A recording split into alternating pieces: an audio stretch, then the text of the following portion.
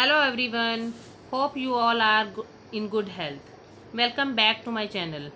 We have already discussed half of the chapter 5, that is separation of substances till sieving.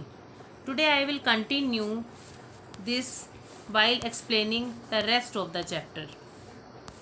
Yes, now the another method of separation is sedimentation, decantation and filtration. What happens sometimes winnowing और hand picking के बाद भी कुछ lighter impurities जैसे dust, soil particles, rice या pulses में रह जाते हैं। तो उस केस में हम कैसे उनको दूर करेंगे? तो ये होगा सेडिमेंटेशन और डीकंटेशन से। So what is sedimentation? Sedimentation is when the heavier component in a mixture settles after water is added to it. The process is called sedimentation. And when the water along with the dust is removed, the process is called decantation. तो ये तो बेटा थी इसकी definition. आपको मैं अब इसको एक सिंपल से एग्जांपल के साथ समझाती हूँ। Let me explain this. जब हम पल्सेस या राइस को बनाने लगते हैं तो उनको हमें पहले कुक करने से पहले वॉश करना होता है। तो हम उसको वॉश करने के लिए क्या करेंगे? पल्सेस को या राइस को पानी में डिप कर देंगे। फिर हम क्या देखेंगे? जितनी भी इम्प्योरिटीज़ हैं, डस्ट हैं, वो ऊपर तैरने लग जाएंगी, फ्लोट करने लग जाएंगी, क्योंकि राइस या pulses being heavier they settle down at the bottom. तो जो ऊपर डर्टी वाटर डर्टी हो जाएगा तो हम जो नीचे बैठ गया, समझ लो जो चीज़ हैवियर सब्सटेंसेस नीचे बैठ गए हैं, तो दैट इज़ कॉल्ड सेडिमेंटेशन। यानी राइस और पल्सेस बीकर में नीचे बैठ गए हैं तो वो सेडिमेंटेशन कहलाएगा।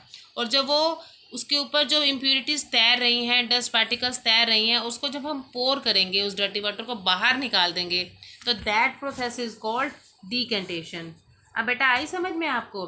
तो सेडिमेंटेशन में हैवियर पार्टिकल्स का सेटल होना होता है और डीकंटेशन में लाइटर इम्प्योरिटीज़ का जो ऊपर तैर रही होती हैं उनको रिमूव करना होता है। This same principle is used for separating a mixture of two liquids that do not mix with each other. For example oil and water. Figure देखो बेटा 5.8, इसमें हमने ऑयल और वाटर को मिक्स कर दिया है। अब क्या हो रहा है? सेडिमेंटेशन और डीकंटेशन कैसे हो रही है? इसमें जो हैवियर चीज़ है दोनों में से वो नीचे बैठ जाएगी और जो टॉप लेयर है वो लाइटर की ऊपर तैरने लग जाएगी। तो हम टॉप लेयर को कैन बी सेपरेटेड बाय डीकंटेशन। समझ में आ रहा है कुछ आपको? Yes, very good. अब हम एक टी लीव्स का एग्जाम्पल देखेंगे। हमने चाय के लिए सबसे स्टार्टिंग में देखा था, हम स्ट्रेनर से चाय को छान रहे हैं और हम चाय पी रहे हैं। लेकिन अगर हम डीकंटेशन करेंगे तो will it helpful for us? हाँ, ये कुछ हेल्प करेगा लेकिन बहुत अच्छे से नहीं। डीकंटेशन से कुछ ही टी लीव्स बच पाएंगे, कुछ हमारे कप में भी आ जाएंगे।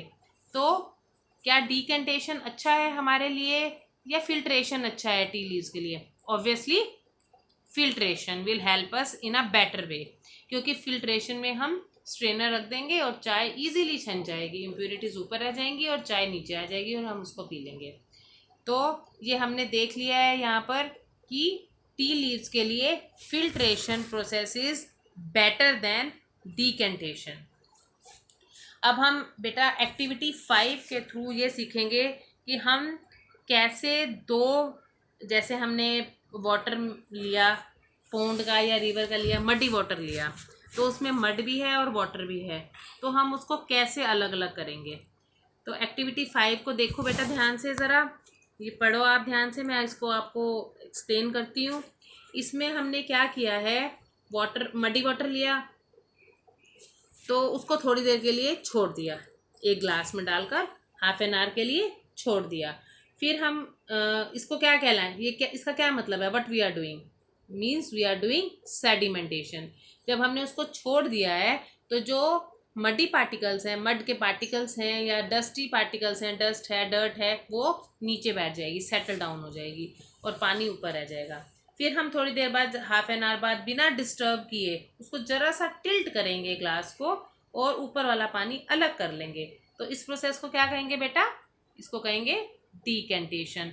पानी को ऊपर से नीचे वाला बिना डिस्टर्ब किए पानी को निकालना is known as decantation. Now let us try it with a filtering paper या फिर cloth, a piece of cloth. अब हम इसको एक कपड़ा या एक फिल्टर पेपर लेकर, जिसमें स्मॉल होल्स होते हैं, जिसमें से हम अलाउ कर सकते हैं फाइन पार्टिकल्स को और ऊपर रह जाएंगी दूसरी, वो लेंगे और उसको हम छानेंगे। अब आप पेज नंबर नेक्स्ट कीजिए 40 पेज। उसमें आप ये फोटो फिगर देख सकते हैं 5.9 और 5.10। 5.9 में ये हमें फ़िल्टर पेपर बनाना सिखा रहे हैं कि कौन की फॉर्म में कैसे बनाते हैं, और 5.10 में आप देखिए कि filtration using a filter paper हो रही है। जो हमने मडी वाटर जो हमने टिल्ट करके निकाला था, अब उसको हम फिल्टर कर रहे हैं, छान रहे हैं। तो अब क्या होगा, पानी नीचे आ जाएगा और जो डर्ट पार्टिकल्स उस पानी में थे वो ऊपर ही रह जाएंगे। तो in this way, with the help of sedimentation, decantation and filtration, we will separate muddy water, means we will separate mud from the water। और फिल्ट्रेशन के बहुत सारे और भी एग्जांपल्स हैं, जैसे कि फ्रूट एंड वेजिटेबल जूसेस को हम फिल्टर करते हैं with the help of filtration. क्या होता है कि जूस नीचे आ जाता है और जो पल्प है, सॉलिड पल्प है, सीड्स हैं, वो ऊपर रह जाते हैं। और process of making paneer is also an example of filtration.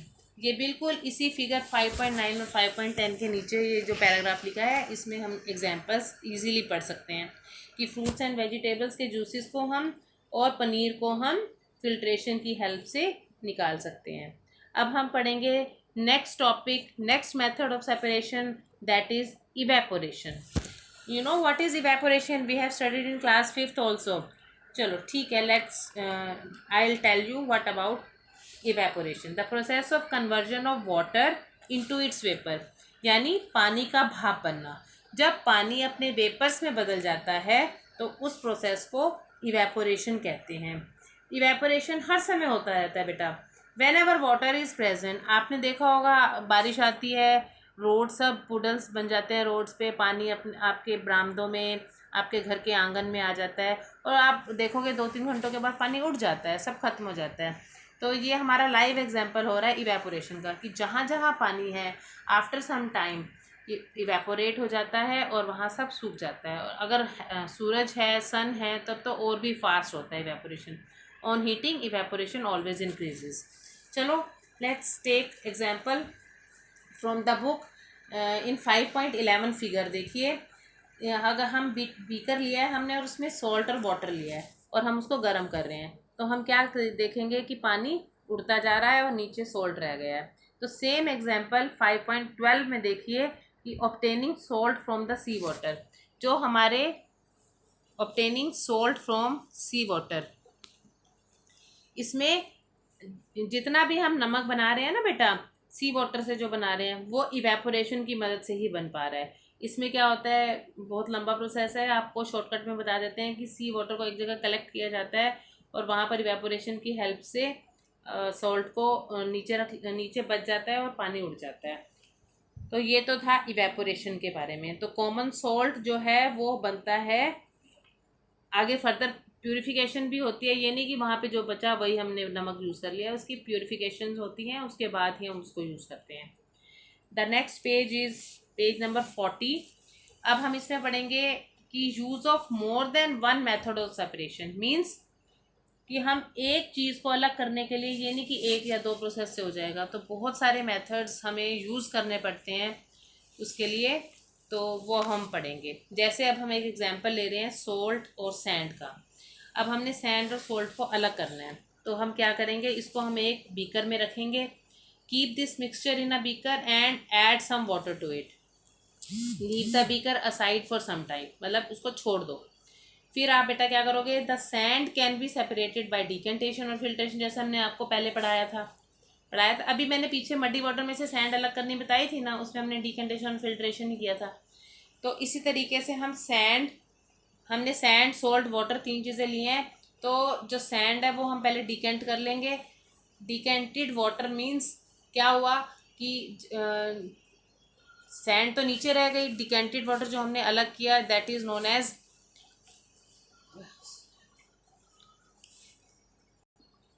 After decantation we get decanted liquid, इसमें सॉल्ट और वाटर मिल जाएगा हमें। तो अब हमें now we need to separate salt and water. इसके लिए बेटा ध्यान से सुनना है आपने कि क्या करना है। डिकेंटेड वाटर हमने अब एक केटल में हमने इसको ट्रांसफ़र कर दिया और उसको एक ढक्कन से ढक दिया, क्लोज इट। आप फिगर देख लो बेटा पहले 5.13, इसमें इवेपोरेशन और कंडेंसेशन दोनों हो रहे हैं और उसी की मदद से हमें पानी और नमक अलग अलग मिल जाएगा। तो क्या करना है, हमने एक केटल में डाल दिया, उसको क्लोज कर दिया। अब हमने उसको गर्म करने रख दिया केटल को। तो आप थोड़ी देर में क्या देखेंगे, उसकी जो साइड स्पाउट है ना केटल की, उसमें से स्टीम बाहर आ रही है। अब उस स्टीम के ऊपर जो हमने मेटल प्लेट रखी है उसके ऊपर हमने कुछ आइस रख दिए हैं। अब उस प्लेट को अच्छे से होल्ड करके रखना है स्पाउट के ऊपर, और इस तरफ एक और बीकर रख देना है। तो क्या होगा, जो भाप ऊपर बन रही है वो जब आइस के कांटेक्ट में आएगी तो वो ठंडी होकर के दोबारा पानी बना देगी। है ना कमाल की बात। This is known as condensation. तो what is condensation? The process of conversion of water vapour into liquid form is called condensation. तो इवेपोरेशन क्या था? Conversion of water into water vapour on heating. और कंडेंसेशन क्या हुआ? Process of conversion of water vapour into its liquid again. तो जो पानी से भाप बनी थी, अब भाप से पानी बन रहा है। अब देख रहे हो स्पाउट से स्टीम बाहर निकल रही है और जो वो बर्फ़ के कांटेक्ट में आई है तो वहाँ से पानी की ड्रॉप बन बन कर बीकर में गिर रही हैं। तो इससे हमें पानी भी मिल गया और अंदर क्या, सॉल्ट रह जाएगा केटल में। क्योंकि हमने अभी पीछे सीखा है कि सॉल्ट और वाटर में अगर इवेपोरेशन होती है तो पानी उड़ जाता है और सॉल्ट रह जाता है। तो केटल में सॉल्ट रह गया और बीकर में पानी आ गया। तो इस तरीके से हमने सैंड, सॉल्ट और वाटर को अलग अलग कर दिया। तो ये कौन कौन सी प्रोसेसेस से हुआ? Decantation, filtration, evaporation and condensation. Got it? Very good. Now the next topic comes, can water dissolve any amount of substance? क्या पानी में कुछ भी घुल सकता है, कितना भी घुल सकता है? ऐसा होता है? इस क्वेश्चन को हम इस तरीके से पढ़ेंगे। देखिए, if we go on adding more and more of these substances to a fixed quantity what will happen?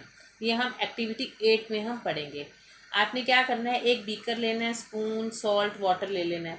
आपने एक चम्मच सॉल्ट का डाला, अच्छे से हिलाया, फिर एक और चम्मच सॉल्ट का डाला, फिर उसको अच्छे से हिलाया। गो on adding salt 1 teaspoonful of at a time and stir it well. Then adding a few spoons of salt. तो आप क्या देखोगे कि कुछ समय के बाद नमक नीचे अनडिजोल्व होना शुरू हो जाएगा और नीचे सेटल होना शुरू हो जाएगा।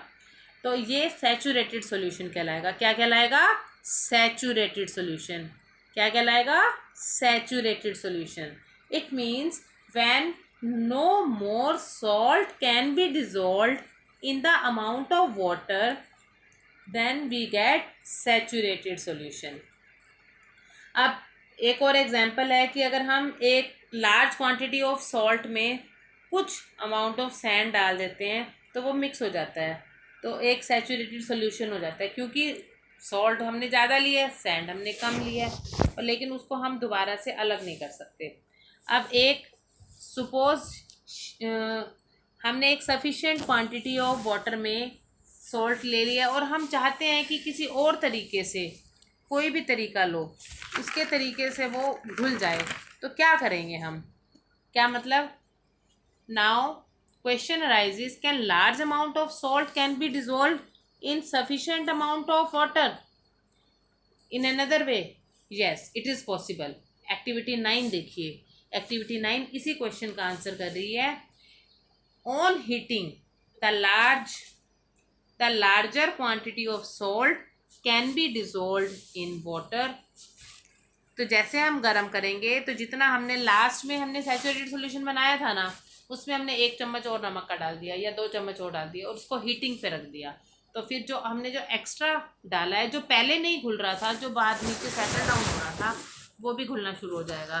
तो it means heating helps a lot to dissolve the larger quantity of salt in a fixed amount of water.